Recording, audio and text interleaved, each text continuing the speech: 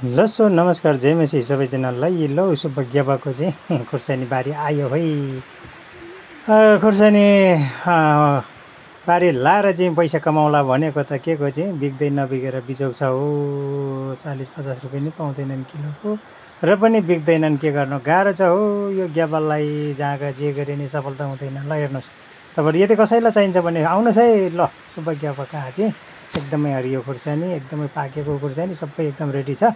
तपाईँहरू सबैजनाले मेरो सुब्बा ज्ञापाललाई चाहिँ सब्सक्राइब लाइक सेयर गरिदिनु होला अझै। अनि 4000 मिनट चाहिँ अनि भ्युज पुऱ्याइदिनु होला है तपाईँहरू सबैजनाले।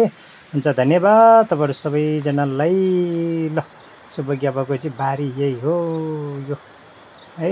एकदमै अब बर्खाको चाहिँ लास्ट अब धान रोप्ने चाहिँ तरखारमा पनि छ है। यदि तपाईँहरू पनि रोपाइ गर्न चाहनुहुन्छ भने आउनुहोस् है। यो ज्ञापा कहाँ चाहिँ धेरै नै छ धेरै त के भयो लगभग 20 रोपनी चाहन्छु। ल धन्यवाद, बाई।